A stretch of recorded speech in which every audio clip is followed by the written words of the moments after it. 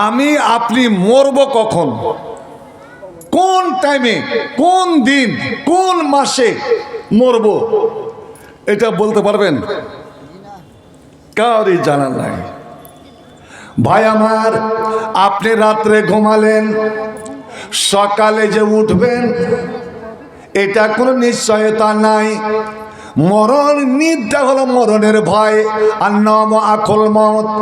এই জন্য নবী বললেন, আরে বল আমার এতটা এলাকার মুমিন মুসলমানেরা, যখন তোমরা রাত্রে ঘুমাতে যাবে ওই সময় যদি পারো তো একটা আমল করিও, একটা আমল করে বিছানায় শুইতে যাবে। তুমি ঠান্ডা হোক গরম হোক যে কোনো সময় হোক না কেন, উজু সুন্দর করে উজু করে নিও, উজু করে নিও। এ পাক পবিত্র হয়ে তুমি ঘুমাতে যাবে। খবরদার মুখে পান, মুখে খায়নি, মুখে গুটকা, মুখে অন্য কোনো জিনিস দিয়ে তুমি ঘুমাবে না। কারণ যে আমলটা করে তুমি মারা যাবে, যে কামটা করে তুমি মারা যাবে, ওই কামটা নিয়ে তুই কবরে কিন্তু তোমাকে উঠানো হবে। বিড়ি টানতে টানতে আপনি ঘুমিয়ে গেলেন, কবরে যখন ফেরেশতা উঠাবে আপনি বেহাইয়ার মতন চিনতে পারবেন না। ফেরেশতার কাছে সারা তা আপনি বিড়ি চাইবেন, একটা বিড়ি গেলা দিতে, হ্যাঁ খাইনি, খাইনি, মুখে দিয়ে ভরে দিয়ে ঘুমিয়ে গেলেন। আহা, আপনি মানুষ যেটা আখিরি আমল করে মরবে ওই আমলটাই নিয়ে ও কিন্তু আর হাস্যর হবে। অবশ্য উজু পাক হয়ে আপনি ঘুমালেন, যদি আপনি মারা যান ওই রাত্রেই যদি আপনার মরণটা হয় তাহলে আপনি পাক অবস্থাতে মারা গেলেন, ইনশাআল্লাহ আপনি জান্নাত যাবেন। আর যদি ওর সঙ্গে একটা কাজ করে নিতে পারেন তাহলে কোনো ব্যাপার নাই। কি আপনি উজু করলেন, আপনার স্ত্রীটাকে উজু করালেন, আর উজু করে দুইজন বিছানায় বসে গেলেন, আর বিছানায় বসে 33 বার সুবহানাল্লাহ, 33 বার আলহামদুলিল্লাহ, 34 বার আল্লাহু আকবার পড়ে ডান কটে ওরে গালের নিচে ডান হাতখানা দিয়ে আপনি ঘুমিয়ে যান কিবলার দিকে মুখ করে। আর বিছানায় শুয়ে শুয়ে এই দোয়াটা পড়েন, আল্লাহুম্মা আসলামতু ওয়াজহি ইলাইক ওয়া ফাওয়াজতু আমরি ইলাইক ওয়াল জাতু জারি ইলাইক রাগবাতান ওয়া রাহবাতান ইলাইক লা মালজা ওয়া লা মানজা মিনকা ইল্লা ইলাইক আল্লাহুম্মা আমানতু বিকিতাবিকাল্লাযী আনজালতা ওয়া বিনাবিয়িকাল্লাযী আরসালতা। এই দোয়াটা বলে যদি আপনি ঘুমিয়ে যান, সুবহানাল্লাহ, নবী আমার বললেন, ওরে আমার ভালোবাসা উম্মতেরা, ফাইন মুত্তা লাইলাতাকা, তোমার যদি সে রাত্রে মরণ হয়ে যায়, তুমি যদি ওই রাত্রে মারা যাও, সকাল যদি না পাও, সকালের আগে আগে যদি ঘুমের অবস্থাতে মারা যাও, তো মুত্তা আলাল ফিতরাতে, তুমি মারা গেলে তাওহীদের উপরে, তুমি মারা গেলে ঈমানের উপরে, তোমার মরণটা হলো ইসলামের উপরে, অর্থাৎ তুমি জান্নাতি, তুমি জান্নাতে। একবার কি আলহামদুলিল্লাহ বলা যাবে না?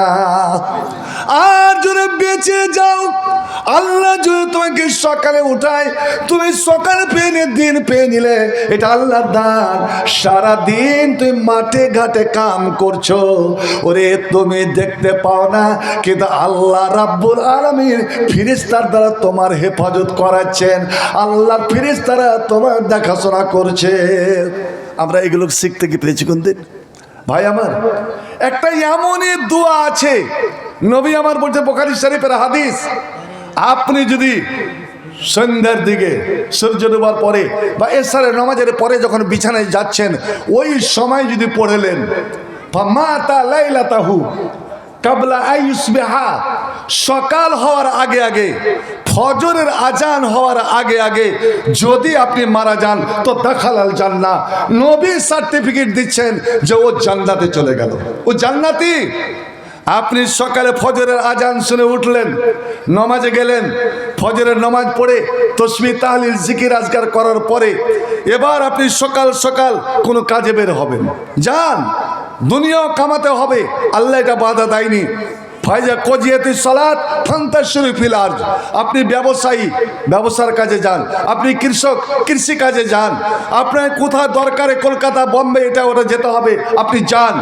নবী আমার বলেন, এবার সকালে বের হওয়ার সময় সকাল সকাল ওই দোয়াটা একবার পড়ে নাও। ওই যে পড়ে নিয়ে তুমি কাজে বেরিয়ে গেলে, ওরে তুমি শোনাম, দিনের বেলা ওই মাতা নাহার ও যদি দিনের বেলা মারা যায়, কাবলা আইয়ুম সিয়া, সন্ধ্যা হওয়ার আগে আগে, সন্ধ্যা হওয়ার আগে আগে যদি আপনি মারা যান তো দাখালাল জান্নাত। নবী বললেন ও জান্নাতে চলে গেল। ওরে জান্নাত যেতে কোনো জিনিস তোমাকে বাধা দিতে পারবে না। সেটা সালাম ফেরার পরে, সালাম নমাজে সালাম ফেরার পরে প্রথম আস্তাগফিরুল্লাহ আস্তাগফিরুল্লাহ আস্তাগফিরুল্লাহ, আল্লাহ আনতাস সালাম মিনকাস সালাম। এই যে কতগুলো জিকির আছে ভাই আমার, এই হলো সুন্নতি জিকির, নবীর শিখানো জিকির।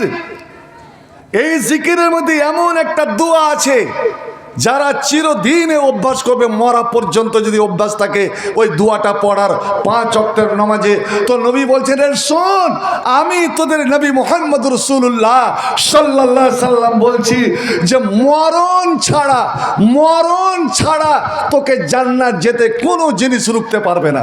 মরলেই তুই জান্নাতি। আমলটা করেন ভাই। সেটা হলো কি, আয়াতুল কুরসি মুখস্থ আছে তো?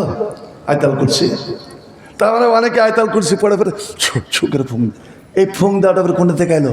এটা করিয়েন না। আমলের সঙ্গে, সহি আমলের সঙ্গে বেদাতকে মিশাবেন না। হাত উঠে দোয়া করেন, একা একা হাত উঠে দোয়া করেন, এটা হলো দোয়ার আদব। দোয়া কবুল হওয়ার শর্ত। দোয়ার কতগুলো আদব আছে। আপনি যেই অবস্থাতে পারেন দোয়া করতে পারেন, যেই দিকে মুখ করে পারেন দোয়া করেন, হাঁটতে চলতে ফিরতে উঠতে বসতে দোয়া করতে পারেন। কিন্তু সবচেয়ে ভালো কি হলো জানেন? দোয়ার আদব, উজু করে দোয়া করেন, উজু করে নেন এবং কেবলার দিকে মুখ করে, কেবলার দিকে মুখ করে, হ্যাঁ হাত উঠিয়ে। কারণ হাত উঠাতে গেলে নিজের মধ্যে একটা নম্রতা আসবে, আকুলি বিকুলি কাকতি মিনতি আসবে, আপনার মনটা গলে যাবে। এটা হলো সুন্নাত তরিকা। কিন্তু এবার শেষের বেলা কি করি? হাতটা